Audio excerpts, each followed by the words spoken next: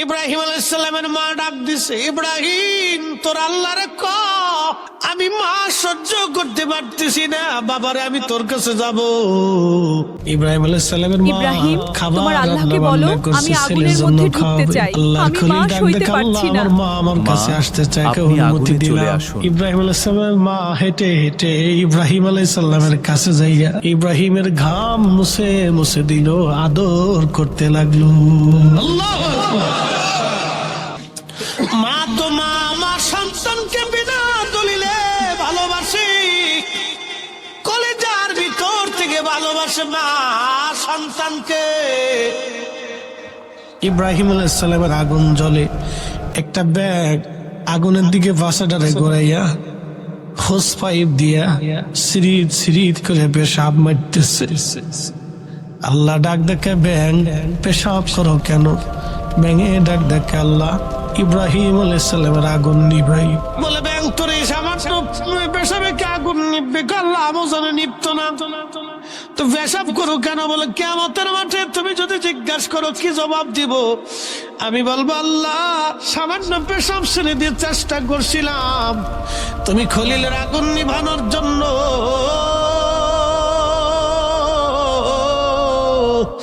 আমরাও তো ব্যাঙের তরিকা ধরতে পারি। শাহজাদপুরের মুসলমান আরেকটা প্রাণীর নাম গিরগিটি। কি নাম? বলে এই গিরগিটি ইব্রাহিম আলাইহিস সালামের আগুন জ্বলার সময় ফু মারতে লাগলো। আল্লাহ ডাক দিলেন, গিরগিটি কেন ফু দাও? বলে ফু দিচ্ছি যাতে ইব্রাহিমের আগুন বেশি করে জ্বলে।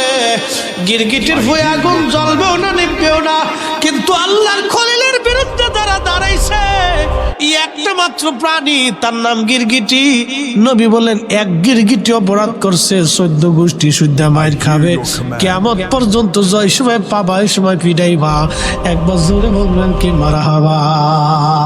10 বছর পরে জীবনের শেষ হজ করবেন ওমর। তাওয়াক্কালীন সময় সবাইকে বলেন, ইয়ামানের হাজী ছাড়া যারা আছো সবাই বসো, শুধু ইয়ামানি যারা তারা দাঁড়ায় থাকো। সব হাজিরা বসে গেল, শুধু ইয়ামানিরা দাঁড়ায় রইল। ইয়ামানিরা দাঁড়ায় থাকার পরে হযরত ওমর বললেন, ইয়ামানি হাজিরা করনি যারা আছো তারা শুধু দাঁড়াও, বাকিরা বসে পড়ো। করনিদের মধ্যে একজন দাঁড়ায় রইল।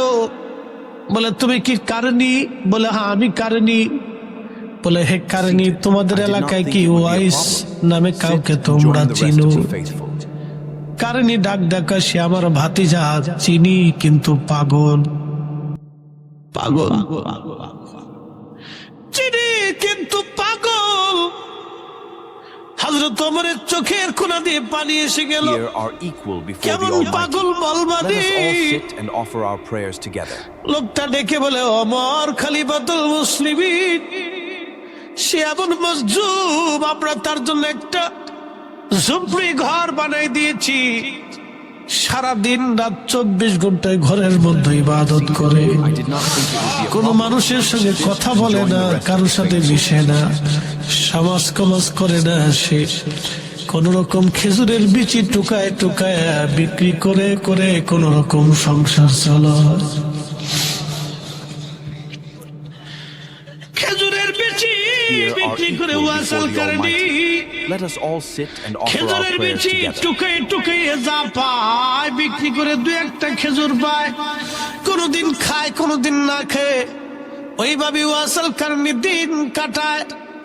আমার তুমি যারা খুঁজতেছ আমরা তারে চিনি, সে কারণের অধিবাসী বটে কিন্তু মাজুব পাগল। হযরত ওমরের চোখের পানি বেয়ে বেয়ে পড়ে, ডাক ডাকে, কারণী সে কি হজে আসছেনি? বলে হ্যাঁ হজে আসছে। কোন জায়গা? বলে আরাফার মাঠে তারে পাবেন। হযরত ওমর আর আলী দুইজন দৌড়ায় গেলেন আরাফাতের মাঠে, যায় দেখলেন একটা গাছের নিচে দাঁড়ায় দাঁড়ায় ওয়াসাল কারণী নামাজ পড়তেছে। চিৎকার মেরে জোরে বলেন না মারহাবা। এইরকম গরীব মিসকিন এতই দাম হাসরের মাঠে হবে, ইমাম জৌজি তিনি লিখতেছেন কিয়ামতের মাঠে আল্লাহ সবাইকে জান্নাত দিয়ে দিবে, ওয়াস আল কারনিকে দাঁড়া করায় রাখবে। ওয়াইস বলবে রব তুমি আমার কেন দাঁড়া করায় রাখছো? আল্লাহ বলবে ওয়াইস আমরা গুনাহগার কত বান্দা ওরা জাহান্নামে চলে যাবে, ওয়াইস রে তোমার দাঁড়া করায় রাখছি বান্দাদের প্রতি আমার বড় মায়া হয়। ওয়াইস তুমি যার পক্ষে ক্ষমা করতে বলবা, সুপারিশ করবা, আমি আল্লাহ তারে মাফ করে করে জান্নাতে পাঠাই দিব। তাহলে বলেন ওলি আল্লাহর দাম আছে না নাই? আসতে হবে না, জোরে বলেন আছে না নাই? এরকম কিছু মাসজুব কিয়ামতের ময়দানে আল্লাহর সামনে দাঁড়ায় যাবে। আল্লাহর কুরআন বলল ইন্না আকরামাকুম ইনদাল্লাহি আতকাকুম, নিশ্চয় আল্লাহর কাছে তার দাম বেশি হবে যার অন্তরে তাকওয়া বেশি হবে, আল্লাহর ভয় বেশি হবে। বিদ্যা দিয়ে আল্লাহ পাওয়া যায় না, অর্থ দিয়ে আল্লাহ মেলে না, আল্লাহ মিলে না, গৌরব যে আল্লাহ মিলে না, বংশ দিয়ে আল্লাহ মিলে না, ওই আপনার কি বলে ক্ষমতা দিয়ে আল্লাহ মিলে না, আর দুনিয়া দিয়ে আল্লাহ মিলে না। আল্লাহ পাইতে হলে অন্তরে তাকওয়া লাগবে, রাসূল পাইতে হলে রাসূলুল্লাহর মহব্বত অন্তরে লাগবে। কোটি কোটি টাকার বিদ্যা বড় সাইকুল হাদিস প্রিন্সিপাল আর চ্যান্সেলর অধ্যক্ষর উপাধ্যক্ষ বিরাট বড় ইমাম আর মুয়াজ্জিন বক্তার তক্তা এইগুলিতে রাসূল পাওয়া যাবে না। বিরাট বড় বড় ধম ধম ধম ধম দেখাইলে দলিল পত্র দিয়ে রাসূল পাওয়া যায় না। নবী পাইতে হলে বিনা দলিলে ওয়াসাল কারণের মতো নবী ভালোবাসতে হবে, বিনা দলিলে হযরত হামজালার মতো নবীর জন্য জীবন দিতে হবে। কথা বলেন ঠিক না বেঠে?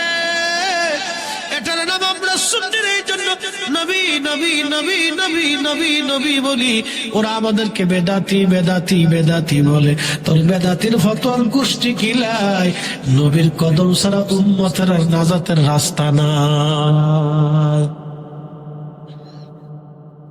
এটা বেদাতের ফতোয়ার গোষ্ঠী কিলাই, যতদিন বেঁচে থাকবো ততদিন সালাম দিবই। বিনা দলিলে দলিল লাগবো? আল্লাহর পরে দাম কাক? নবী পাইতে হলে কাকে আগে পাইতে হবে? আল্লাহ পাইতে হলে কাকে পাইতে হবে? বুঝে বুঝছে, সূত্র লাগবে এ স্কোয়ার প্লাস বি স্কোয়ার। সূত্র ছাড়া যতই লাফালাফি করেন অঙ্ক মিলবে না। কলম শেষ হবে, কালি শেষ হবে, খাতাও শেষ হবে, মাগার অঙ্ক মিলত না। সারা জীবন কষতে থাকবে। প্রত্যেক বিদ্যার এক একটা রেজুলেশন আছে,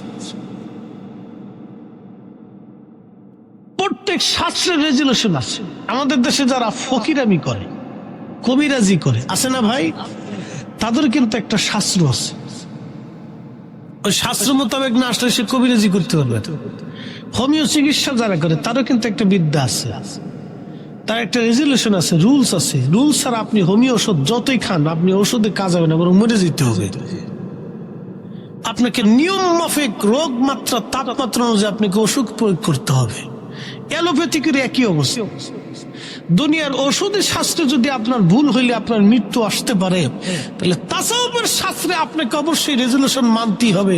নিজের পীর ও মুর্শিদকে মহব্বত করতে হবে, প্রাধান্য দিতে হবে, ভালোবাসতে হবে, তার কথা মেনে চলতেই হবে। তাহলে আপনি তাসাউফ শিখবেন। কথা কোন ঠিক না? দিতে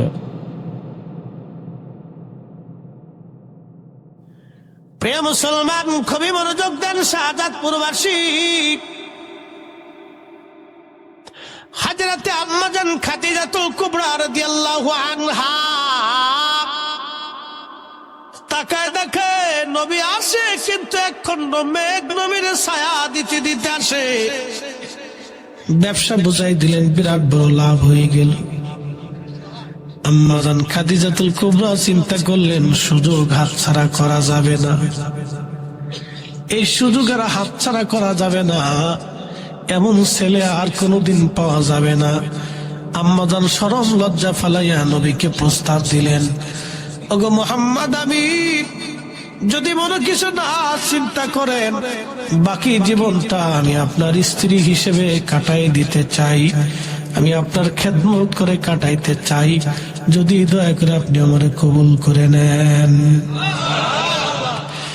আমার নবী ডাক দিলেন, খাদিজাতুল কুবরা সুন্দর প্রস্তাব দিয়েছেন, কিন্তু আমার মুরব্বী আছে, আমার চাচা পিতৃতুল্য বাবার মতো, আমি আমার চাচা জানের পরামর্শ ছাড়া কোনো সিদ্ধান্ত নেব না। আল্লাহর নবীর বিবি আমাদের আম্মা জান তাহেরা তৈয়বা খাদিজাতুল কুবরা রাদিয়াল্লাহু আনহার প্রস্তাবে নবীজি চাচার কথা চাচার কাছে যায় বললেন, চাচা জান, আপনার ধনী খাদিজা তো আমাকে বিবাহের পয়গাম দিয়েছে।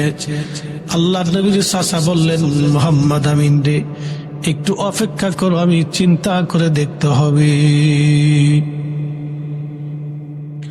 আবু তালিব আগে জানেন আমারে ভাতিজা আখিরে নবী হবে। একসাথে বলবেন আল্লাহু আকবার। আবু তালিব আগে জানতেন আমারে ভাতিজা নবী হবে।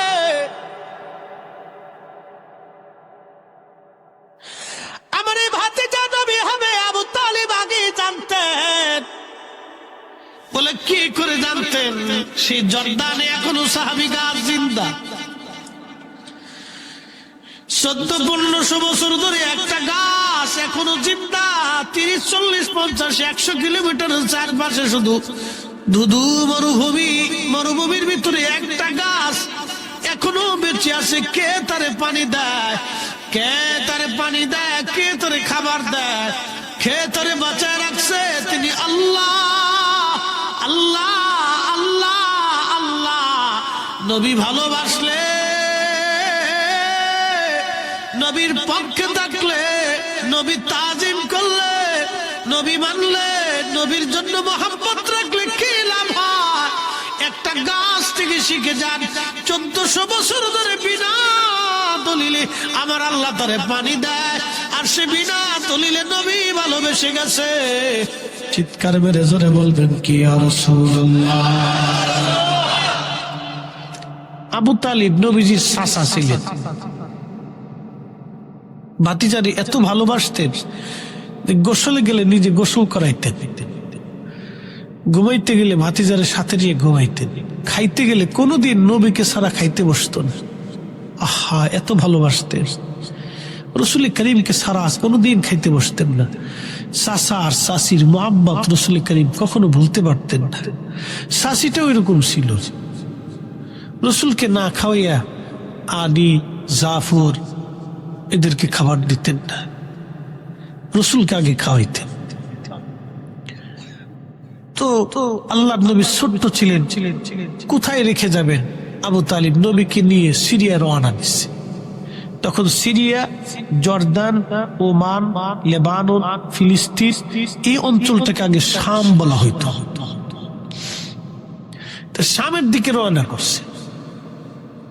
বর্তমানে যে সাহাবী গাছটা, এটা জর্দান। এই গাছের পাশ দিয়ে নবীজি যাচ্ছেন। গাছ দেখে স্থানের পাশে একটু অদূরে একটা গির্জা ছিল খ্রিস্টানদের। এই গির্জার ভিতরে একটা পাদ্রী ছিল নাম বুহাইরা। সে দেখতেছে একটা কাফেলা যায়, কিন্তু কাফেলার উপর দিয়ে শুধু মেঘ উড়ে যাচ্ছে।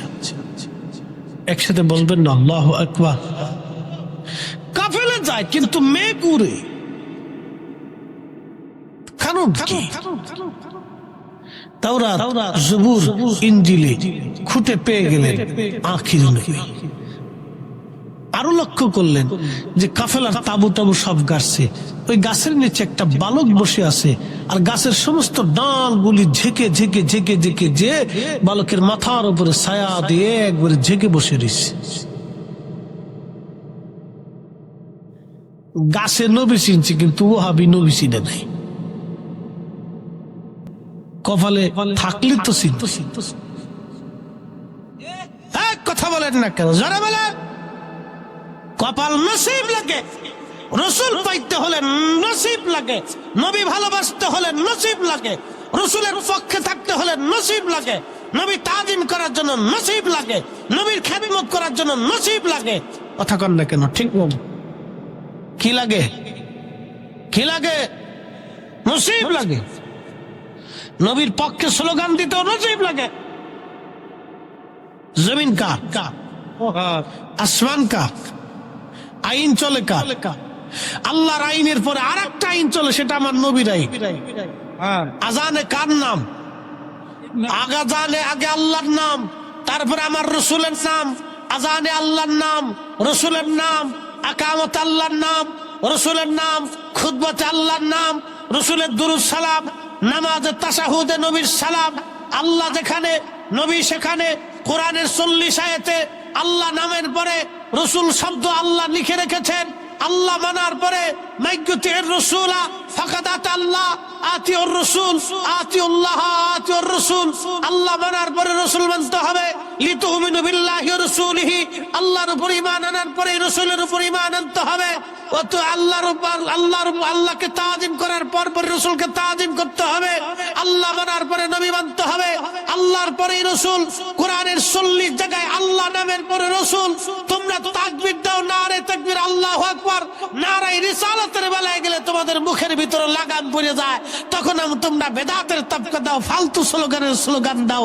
তার মানে বোঝা গেল তোমরা এই নবীর দুশমন, শয়তান। কথা বলে ঠিক না? রিসালাতের স্লোগান চলবে? হ্যাঁ, আসতে বলেন কেন? নবীর রিসালাতের স্লোগান চলবে? চলবে। নারে তাকবীর, নারে রিসালাত, আহলে সুন্নাত ওয়াল জামাত। মোহতারাম উপস্থিতি, এগুলো বুঝতে হবে। এগুলো বুঝতে হবে আমাদেরকে, একবার সহজ ভাষায়, জটিল কোনো কিছু না। শাহজাদপুরের মুসলমান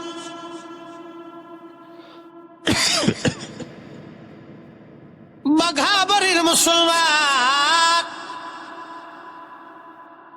আল্লাহ নবীজিকে ওই গাছ একবারে ছায়া দিয়ে ঢেকে বসে আছে। পাদ্রী বুহাইরার আর বোঝার বাকি নাই, নি আখিরি নবী। পাদ্রী বুহাইরা ডাক ডাকা, আবু তালিব, একটা বার আপনি আমার গির্জায় দাওয়াত নেন। আবু তালিব মনে মনে চিন্তা করলেন, কতবার এই রাস্তা দিয়ে গেলাম আইলাম, একটা বারও বুহাইরা দাওয়াত দেয় না, কিন্তু আজকে সেদে সেদে দাওয়াত দিচ্ছে, কারণ কি? আল্লাহ নবীর চাচা বলেন, ঠিক আছে বুহাইরা, তোমার দাওয়াত আমি কবুল করলাম। বুহাইরা পাদ্রী ডাক দেয়, বলেন, আবু তালিব, আপনি কাফেলার প্রধান, কাফেলার কেউ যাতে বাদ না যায়, সবাইকে নিয়ে আসতে হবে, কেউ যাতে বাদ না যায়। আচ্ছা, আপনারা বলেন, বুহাইরা পাদ্রী কারে দাওয়াত দেয়? সিন্নি খাইছো, মুল্লা চিনো নাই। বুহাইরা পাদ্রী কারো পাগল না, বুহাইরা পাদ্রী আমার নবীর পাগল। বরযাত্রীতে বিয়ে করার জন্য কি সবাই যায়? বিয়ে কয়জনের? একজনের বদলেতে খায় কয়জনে? ঠিক আছে না? এ শুনেন, আপনাদেরকে আজকে একটা কথা বলে যাই। ওলি আল্লাহদের পক্ষে থাকার জন্য নসিব লাগে। ওলি আল্লাহদের কদমে থাকা, আউলিয়া কেরামের সোহবত আর মোহাব্বতে থাকার জন্য নসিব লাগে, নসিব লাগে। সবার নসিব আছে। পৃথিবীতে কোটি কোটি শাহজালাল আছে, কিন্তু ইয়ামানি মুজাররিদের মতো নাই। পৃথিবীতে কোটি কোটি মাইনুদ্দিন আছে, খাজা মাইনুদ্দিন চিশতির মতো নাই। পৃথিবীতে বহু কুতুবউদ্দিন আছে, কিন্তু কুতুবউদ্দিন কাকির মতো নাই। পৃথিবীতে বহু নিজামউদ্দিন আছে, কিন্তু নিজামউদ্দিন আউলিয়ার মতো নাই। পৃথিবীতে বহু বাহাউদ্দিন আছে, কিন্তু খাজা বাহাউদ্দিন নকশবন্দ বুখারীর মতো নাই। পৃথিবীতে বহু আব্দুল কাদের আছে, কিন্তু আব্দুল কাদের জিলানী রাহিমাহুল্লাহর মতো নাই। কথা কোন ঠিক কি না? রাসূল ইকরামের মোহাব্বত, সোহবত, নসিব লাগে, তাকদীর লাগে। প্রিয় মুসলমান আমার, খুবই মনোযোগ। অলিকে ভালোবাসা জান্নাতে যায়, আমরা অলি ভালোবাসে আমরাও জান্নাতে যাওয়ার আশা করতে পারি। কথা কোন ঠিক না বেঠে? এই অলি আল্লাহর বাংলাদেশ, শহীদ গাজীর বাংলাদেশ, রহম করো আল্লাহ, রহম করো আল্লাহ। এই অলি আল্লাহর বাংলাদেশ, শাহজালালের বাংলাদেশ, রহম করো আল্লাহ, রহম করো আল্লাহ।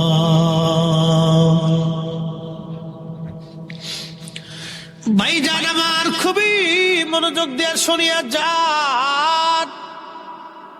আউলিয়া ইকরামের মোহাম্মত আর সোহবত নসিবের দরকার, নসিব লাগে। নসিব সারা ওলিদের পথে মতে কেউ থাকতে পারে না রে বাজার। এই 4-5 দিন ভারতের ইন্ডিয়া সফর করে বুঝতে পারলাম, এর আগে কয়েকবার গিয়েছি, কিন্তু এই তারিখের সফরটা একটু বেশি লম্বা ছিল। একবারে সুদূর ত্রিপুরা মাহফিল করে, ধর্মনগর মাহফিল করে, আবার আপনার ওই যে কি বলে আগরতলায় বিমানবন্দর থেকে আসাম গেলাম। আসাম থেকে আমার নামাইয়া এবছর একটা অভিজ্ঞতা আমার হলো, লোকেরা আমারে ব্রহ্মপুত্র নদের চরে নিয়ে গেল। চর,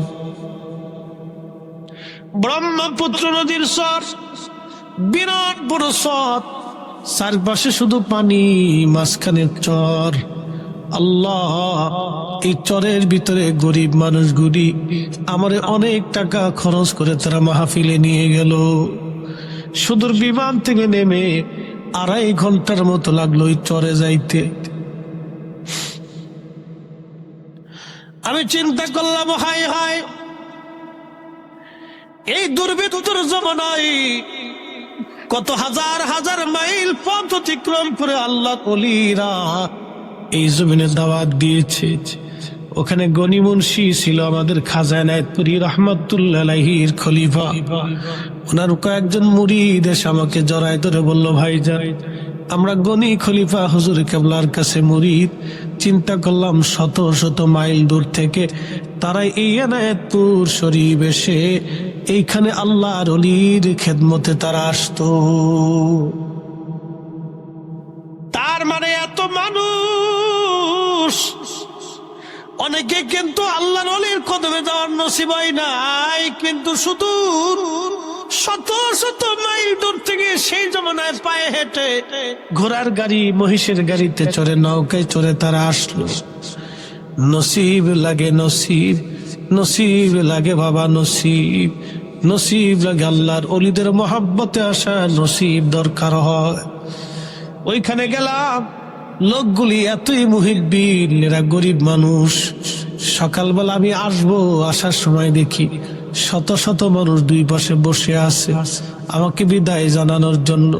যারাই দেখতেছে হুজুর সালাম দিয়ে বলল, হুজুর কোনদিন আপনাকে আনতে পারবো কিনা জানি না, দোয়া করে যাবেন, আমরা গরিব মানুষ, আপনাকে ভালোবাসি, আমরা আপনার ওয়াজ শুনি প্রতিনিয়ত।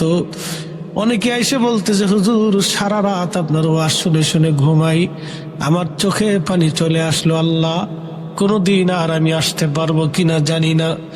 দুর্বৃত্তর চরের মানুষের ভালোবাসা দেখে আমি মুগ্ধ হয়ে গেলাম।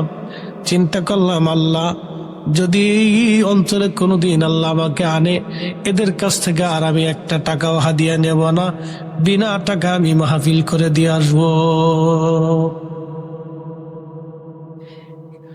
বন্ধু আমার, শুধু এতটুকুনি দেখলাম, এই কঠিন দুর্বৃত্তের জমানায় আল্লাহর ওলিরা কত কষ্ট করে কালেমার দাওয়াত দিয়েছে। কত কঠিন দুর্বৃত্ত এলাকা, রাস্তাঘাট ছিল না, পাহাড় পর্বত পাড়ি দিয়ে আল্লাহর ওলিরা আসছে। বন্ধু আমার, ওই ত্রিপুরা অঞ্চলগুলি তো পাহাড়ের ভিতরে আল্লাহর ওলিদের মাজার, দেখলে বড় আশ্চর্য লাগে। ওই অঞ্চলে শত শত বছর আগে আল্লাহর ওলিরা যে কালেমার দাওয়াত দিয়েছে, মানুষের মাঝে কালেমার দাওয়াত দিয়েছেন। এই জন্য যাদের নসিব ভালো তারা আল্লাহর ওলিদের জিয়ারতে যায়, যাদের নসিব ভালো তারা আল্লাহর ওলিদেরকে ভালোবাসে।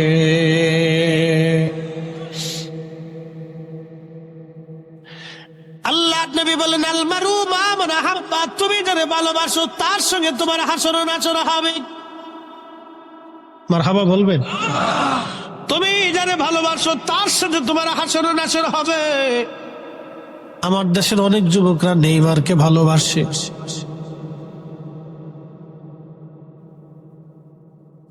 মেসিরে ভালোবাসে, বিয়ে করার আগে 2-3টা বাচ্চার মালিক হয়ে গেছে। বিয়ে করার আগে 2-3টা বাচ্চার মালিক। বলেন হালাল জাদা না হারাম জাদা?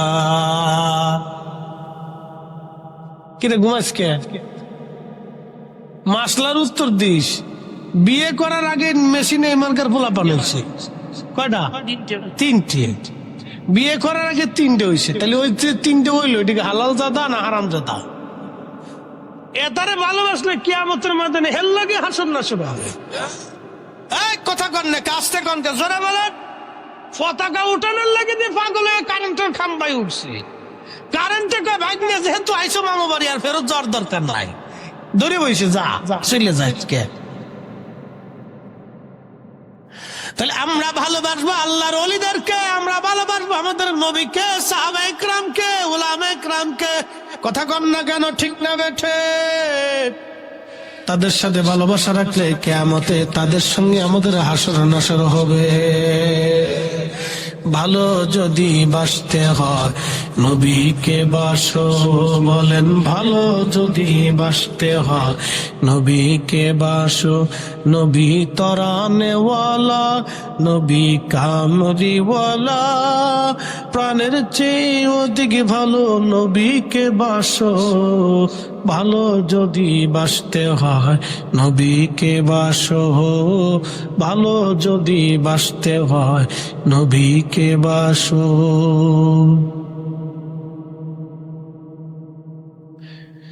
মাঘবাড়ির মুসলমান আম্মাজান খাদিজাতুল কুবরায় প্রস্তাব দেওয়ার পরে নবীজি চলে আসলেন।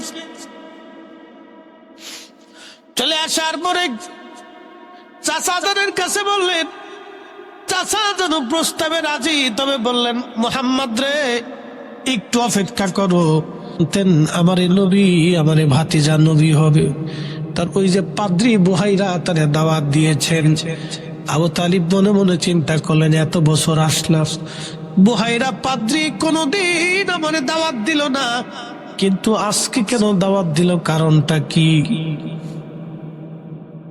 দাওয়াত খাইতে গেছে, আমার নবীরে কাফেলার মধ্যে রেখে গেছে। বহাইরা পাদ্রী দেখে সবাই আছে, কিন্তু আমি যার জন্য আয়োজন করছি সে নাই। ডাক দে বলল, আবু তালিব আপনার কাফেলার সবাই কি আসছে? বলে না, সবাই আসছে বটে, তবে মোহাম্মদ আমিনরে রেখে আসছি। পাদ্রী ডাক দেখায়, না কাউরে বাদ দেওয়া যাবে না, সবাইরে নিয়ে আসে। তখন কাফেলার একজন বলল, না আমরা খানা খাবো আর আমাদের মোহাম্মদ খাবে না, তা হবে না। সে দৌড়ায় যে নবীরে কোলে করে নিয়ে আসছে। খাওয়া দাওয়া শেষ, বুহাইরা পাদ্রী ডাক দেখে, আবু তালিব এই সুন্দর নুরানি চেহারার বালক, এই বালক আপনার কি হয়? আবু তালিব ডাক দে বলল, এই বালক আমার ছেলে। আবু তালিব বলতেছে, বালক আমার ছেলে, আমার সন্তান। আগে চাচারা ভাতিজাদের ব্যাপারে সন্তানের পরিচয় দিত, আর ভাতিজারাও চাচাদেরকে বাবার পরিচয় দিত। এখনো অনেক জায়গা আছে দেখেন, চাচাদেরকে বড় আব্বা, মেজো আব্বা, সেজো আব্বা কয়। কথা কান ঠিক কিনা? এটা কিন্তু ভালো একটা দিক। এই দিকটা উঠাও নষ্ট হয়ে যাওয়ার কারণে চাচা ভাতিজার যুদ্ধ হয়। যদি বড় আব্বা, মেজো আব্বা, সেজো আব্বা, ছোট আব্বা বলতো, বড় চাষিরে বড় আম্মা, মেজো আম্মা, ছোট আম্মা, সেজো আম্মা বলতো, তাহলে ওরা চিন্তা করতো এটা আমার একটা পোলার মতো। অনেক চাষিরা দেখা যায় যে তাহলে ঝগড়া ফাঁসাতাল লাগাই দিত না। অনেক বেডিরা তো বুঝে না, খালি বেডিরা খালি পাম মারে, চাবি মারে, খালি চাবি মারে। এই বেডিকার চাবির কারণে সংসারে অশান্তি বৃদ্ধি পায়। বিরাট বড় সাবিয়ালার এই অশান্তি বেটিকার ভিতর থেকে শুরু হয়। বেটিরা আসেনি, ও আর শুনতেছে, শুনলে বালা, দেখলেও বালা, এর বুঝার দরকার। এই মহিলাদের ভিতর থেকে এই সংসারের অশান্তির সূত্রপাতটা শুরু হয়। একটা ঠেস মেরে কথা কয়, একটা ঠেস মেরে কথা কয়, একটা ইটের মেরে কথা কয়, এই লাগে শুরু করলে চামচ নিয়ে, ডিম নিয়ে, মুরগা নিয়ে, হাঁস নিয়ে, এই নিয়ে শুরু হয়ে যায় ঝগড়া। বিরাট ঝগড়ার পর্যায়ে শেষে আপন ভাই আপন ভাইরে দেখতে পারে না। সমাজে বিরাট বিশৃঙ্খলা, এরকম ফেতনা ফাসাদ প্রত্যেক পরিবারে এরকম ছড়াই গেছে। মা বোনদের ওয়াজ শোনার দরকার, ওয়াজ বুঝার দরকার। এরা তো ওয়াজ শুনে না, শুনে টুনে আজকে যা শুনবে না, কালকে স্টার জলসা দেখলি সব শেষ। একবারে মুহূর্তের মতো ওয়াজ আর নাই, ওয়াজ শেষ হয়ে গেছে। এ মা বোনেরা শুনিয়া যান, আবু তালিব ডাক দে বলতেছে, বুহাইরা পাদ্রী, এই সন্তানটা তো আমার ছেলে। বুহাইরা পাদ্রীকে আবু তালিব ডাক দে বলতেছে, আমার ছেলে। বুহাইরা ডাক দে, আবু তালিব, এই ছেলেটা আপনার ছেলে না, এটা আপনার ভাতিজা। এই ছেলের বাবার নাম আব্দুল্লাহ, মায়ের নাম আমেনা, ছেলের নাম মুহাম্মদ। বলে আপনি কি করে বুঝলেন? বলে তাওরাত জবুর ইনজিলের মধ্যে এভাবেই লেখা। আবু তালিব গোপন কথা বলে দিয়ে যায়, আজকে তুমি দেখছো কিনা জানি না, আমি বুহাইরা দেখছি। তোমার ভাতিজা যেখানে যায়, আকাশের মেঘখণ্ড তোমার ভাতিজারে ছায়া দিতে দিতে যায়। ওই গাছের নিচে তোমার ভাতিজা বইছে, আর আমি দেখছি গাছ ডালপালা ঘুষাইয়া ঘুষাইয়া তোমার ভাতিজা আখিরি নবীর মাথার উপরে ছায়া দিয়েছে। মদিনাতে যারা কোনোদিন গেছেন, মদিনায় দুইটা পাহাড় আছে। একটা পাহাড়ের নাম জাবাল আইর, আর একটা পাহাড়ের নাম জাবাল উহুদ। জাবালে উহুদ নবীরে ভালোবাসতো। নবী বলতেন, আলা মিন আবওয়াবিল জান্নাহ, এটা জান্নাতের পাহাড়। আর জাবাল আইর নবীর সাথে দুশমনি করতো, আলা মিন আবওয়াবিন নার, এটা জাহান্নামের পাহাড়। আল্লামা শেখ আব্দুল হক মুহাদ্দিস দেহলভী আল-জাযবুল কুলুব ইলা দিয়ারিল মাহবুবের মধ্যে লেখেন, আল্লামা ইমাম সামহুদি আল-ওয়াফাউল ওয়াফার মধ্যে লেখেন, আল্লামা ইমাম সামহুদি আল-ওয়াফাউল ওয়াফার মধ্যে লেখেন, আল্লামা ইমাম ইবনু শিব্বা তারিখ ইবনু শিব্বার মধ্যে তিনি লেখেন, জাবাল আইর আর জাবাল উহুদ, উহুদ নবীরে ভালোবাসতো বিধায় নবী বলতেন জান্নাতের পাহাড়। জাবাল আইর কোনটা চিনে দিয়ে যায় যদি কোনোদিন মদিনায় যান। মদিনা থেকে মক্কায় যারা উমরা বাঁধে, মদিনার থেকে যারা সরাসরি মক্কায় উমরা বাঁধে, উমরার জন্য ইহরাম বাঁধে, জুল হুলাইফা মসজিদের বাম পাশে একটা পাহাড় আছে, এটার নাম জাবালে আইর, এটার নাম জাবালে নার। কারণ কি? হিজরতের দিনে নবীজি এই রাস্তা দিয়ে আসার সময় সব পাহাড় পর্বত, তরু লতা পাতা, জীব জানোয়ার, পাথর পর্যন্ত নবীকে সালাম দিয়েছিল, কিন্তু জাবালে আইর নবীরে সালাম দেয় নাই। এই সালামটা না দেওয়ার কারণে তার নাম হয়েছে জাবালে নার।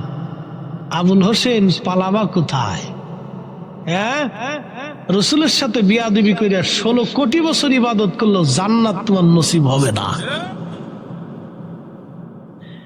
আলম তারা আন্নাল্লাহ ইয়াসজুদু লাহু মান ফিস সামাওয়াতি ওয়া মান ফিল আরদ।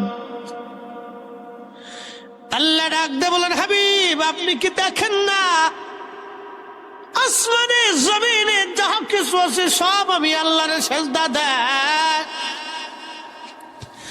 আসমান জমিনের মধ্যে যা কিছু আছে সব আমি আল্লাহর সেজদা দেয়।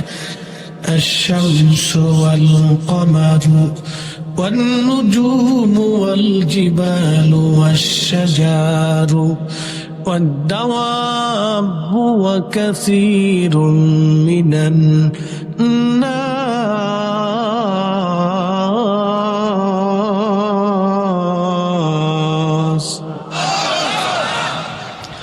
শ্রেষ্ঠ নবী দিলাম তরিয়ে নিতে রোজাহাসরে। ঠিক কি না? কষ্ট হইতেছে? আল্লাহর কোরআন বলল, হাবিব আপনি কি দেখেন না আসমানে জমিনে যা কিছু আছে সব আমি আল্লাহর সেজদা দেয়। তার মানে পাহাড় আল্লাহকে সেজদা দেয়, শামসু ওয়াল কমারু والنجوم والجبال والشجر والدواب وكثير من الناس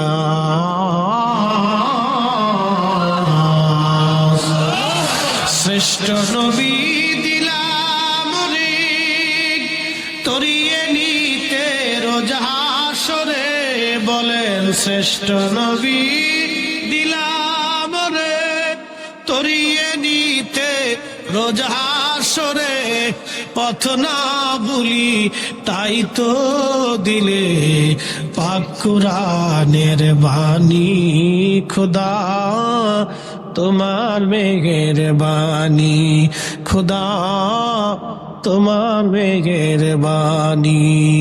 সুন্দর ফুল সুন্দর ফল মিঠা নদীর পানি, খোদা তোমার মেহেরবানি, খোদা তোমার মেহেরবানি।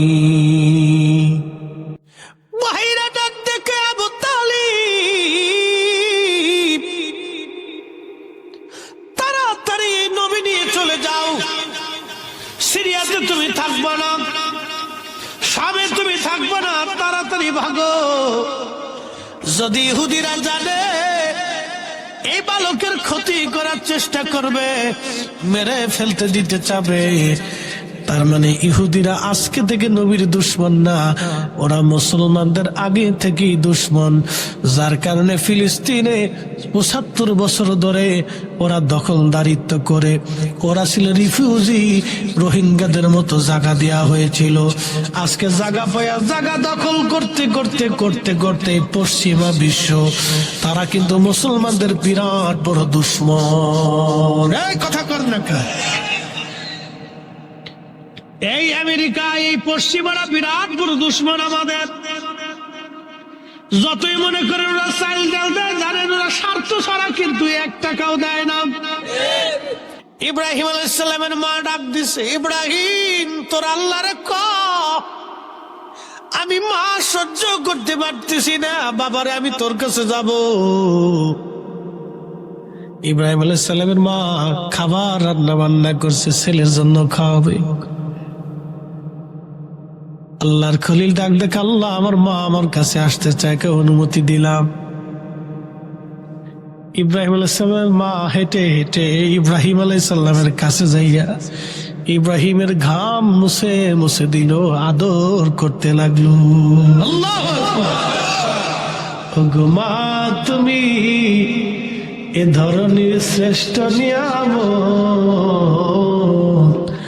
তোমারই পদ তলে রয়েছে জান্নাত। গো মা তুমি এ ধরনের শ্রেষ্ঠ নিয়ামত, তোমারই পদ তলে রয়েছে জান্নাত।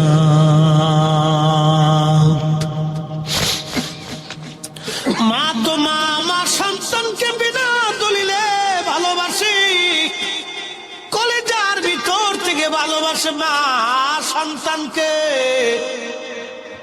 ইব্রাহিম আলাইহিস সালামের আগুন জ্বলে, একটা ব্যাগ আগুনের দিকে বাসাটারে গড়াইয়া হোস পাইপ দিয়া সিরিদ সিরিদ করে পেশাব মারতেছে। আল্লাহ ডাক দেখে, ব্যাং পেশাব করো কেন? ব্যাঙে ডাক দেখে, আল্লাহ ইব্রাহিম আলাইহিস সালামের আগুন নিভাই। বলে ব্যাং তোর এই সামান্য পেশাবে কে আগুন নিববে? আল্লাহ আমজনে নিপ্ত না তো পেশাব করো কেন? বলে কিয়ামতের মাঠে তুমি যদি জিজ্ঞাসা করো কি জবাব দিব?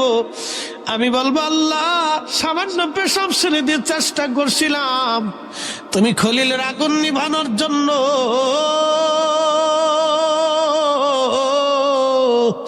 আমরাও তো ব্যাঙের তরিকা ধরতে পারি। শাহজাদপুরের মুসলমান আরেকটা প্রাণীর নাম গিরগিটি। কি নাম? আপনাদের দেশে কি বলে? রক্তচোষা, টিকটিকি যাই বলেন, টিকটিকি বলেন, গিরগিটি বলেন, যেটাই বলেন, আল্লাহ নবী বলেন ওরে পাইলেই বাটাম সালাম দিবা, পাইলেই কায়দা মতো পিটাবা।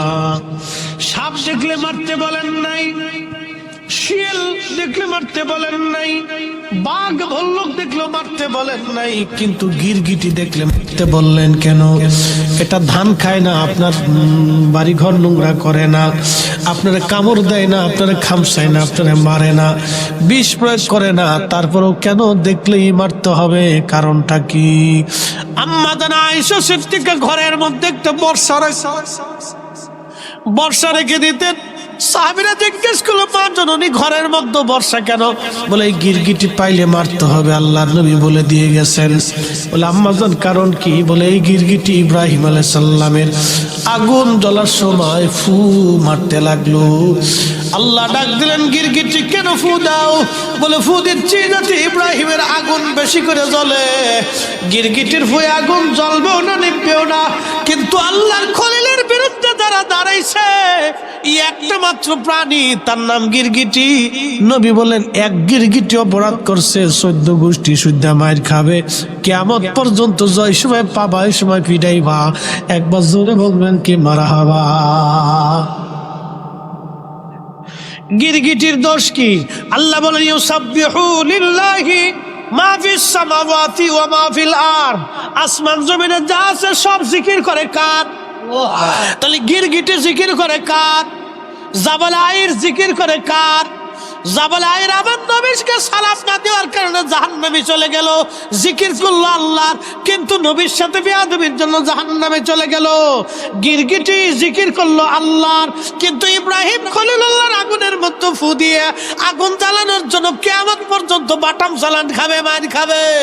ও আমার মুসলমান শাহজাদপুরবাসী, আমার নবীর ইজ্জতের বিরুদ্ধে যারা দাঁড়ায়, ইজ্জতের বিরুদ্ধে যারা ওয়াজ করে, ইজ্জতের বিরুদ্ধে যারা ফতোয়া দেয়, আমার নবীর শানের বিপক্ষে যারা সমর্থন করে, ওদেরকে যারা টাকা দেয়, ওদেরকে যারা সমর্থন দেয়, ওদেরকে যারা সুযোগ সুবিধা করে দেয়, এই সব হলো গিরগিটির দল। কথা কন না কেন? শোনেন, এসব গিরগিটি। কি গিটি? এসব গিরগিটি, গিরগিটি, গিরগিটি, গিরগিটি আল্লাহর খলিলের বিরুদ্ধে দাঁড়ানোর জন্য গিরগিটি কিয়ামত পর্যন্ত বাটাম চালাম। সহিহ বুখারীর হাদিস। একসাথে বলবেন আল্লাহু আকবার। তাহলে মানবরূপী গিরগিটি দেশে আল্লাহু আকবার একদম। ওরে আল্লাহ কি ফতোয়া দেয় জানেন? রাসূল কারীমের রওজা মোবারক জিয়ারতের নিয়ত করা হারাম এবং শিরক। কত বড় গিরগিটি দেখছেন নি আপনি?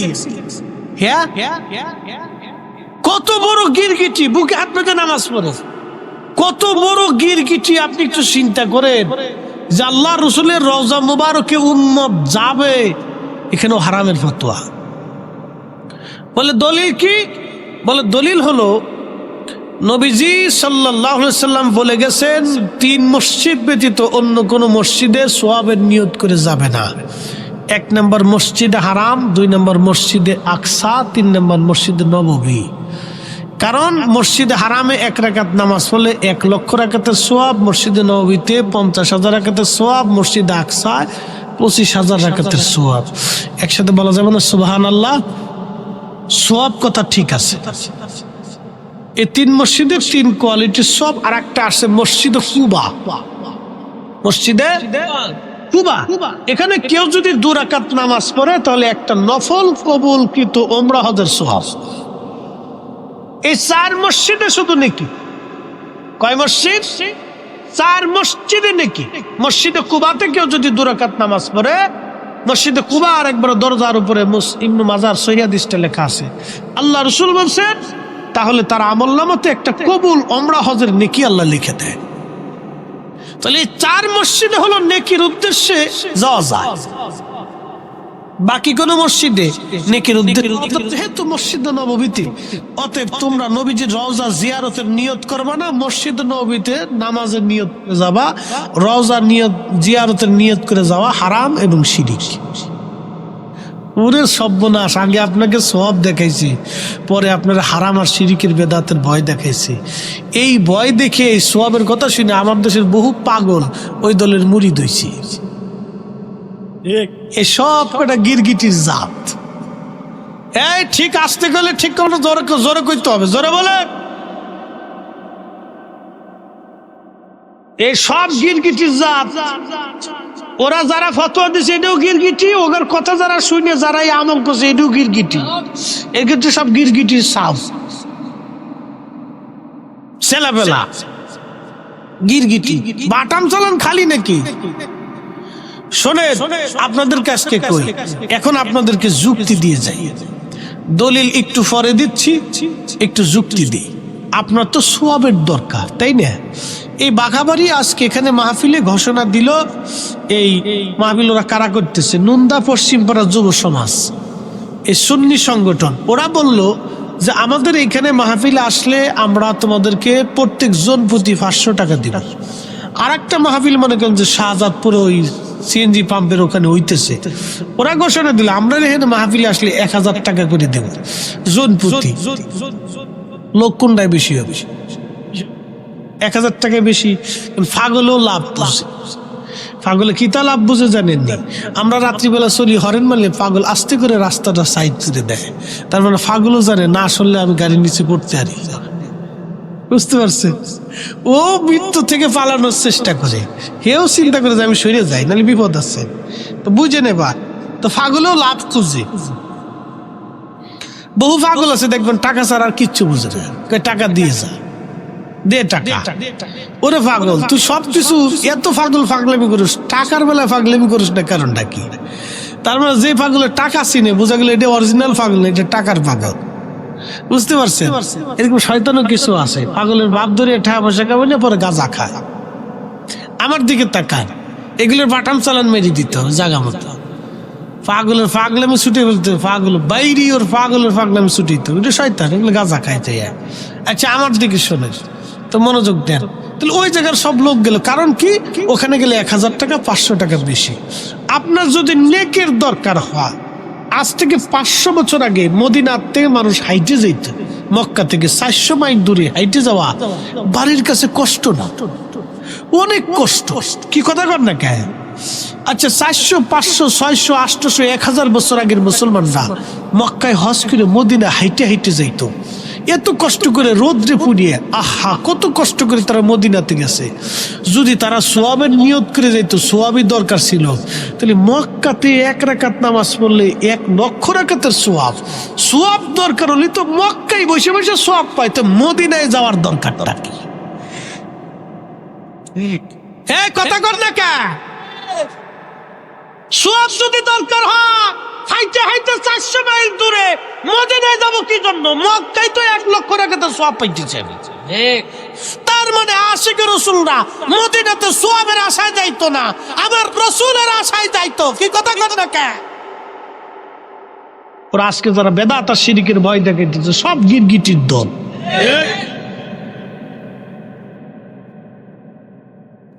আমরা মদিনাতে যাই আল্লাহ রসুলের জিয়ারতের জন্য, নবীর কদমে হাজিরা দেওয়ার জন্য। কি কথা কর না কেন? মসজিদে নববী দিয়ে কি নবী না নবী দিয়ে মসজিদে নববী?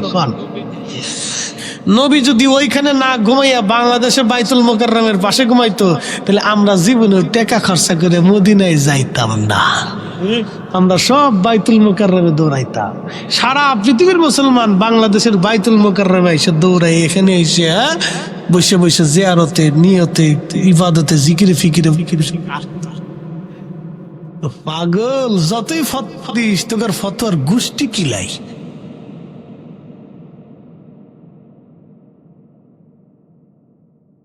এরকম গিরগিটি বাংলাদেশে বইরে দিতেছেন দিন দিন। আমার দেশের শিক্ষিত কিছু মানুষ আগামাতা কিচ্ছু বোঝে না, ওরা মনে করে বাপরে বাপ শাইখে মাদানি মদিনার থেকে পড়ে এসে কত বড় শিক্ষিত। আরে শয়তানের চেয়ে শিক্ষিত কিরা ছিল? বোখারি কো, বোখারি চলে গেছে নাকি? কো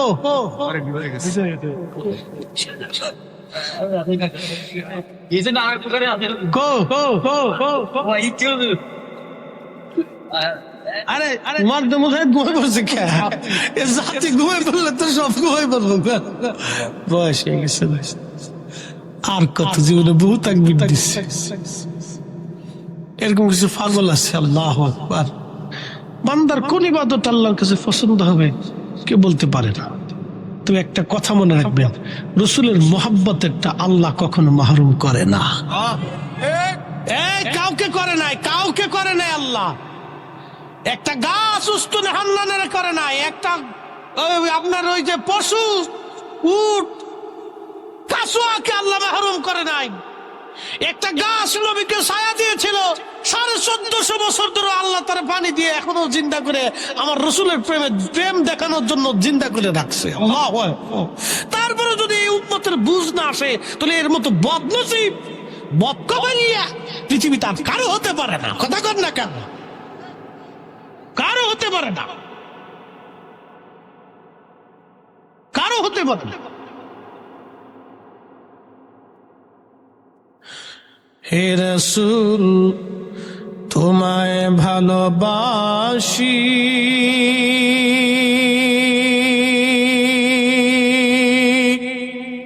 অন্তরে শুধু মুখে নয়, জান্নাতের আশায় নয় হে রাসূল, জাহান্নাম কেউ ডরি না। তোমায় পাওয়ার আশায় মন ছুটে যায় মদিনায়, তোমায় পাওয়ার আশায় মন ছুটে যায় মদিনায়। এ আশিকে দিদার দাও না, আর দূরে থাকিও না। হে রাসূল তোমায় ভালোবাসি,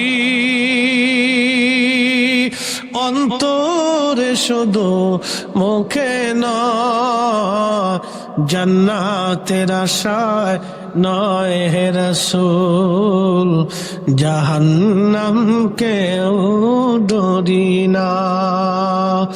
এসেছেন যত নবী সকলের ইমাম, সালাম নবী তোমায় হাজারো সালাম, ইয়া নবী সালাম।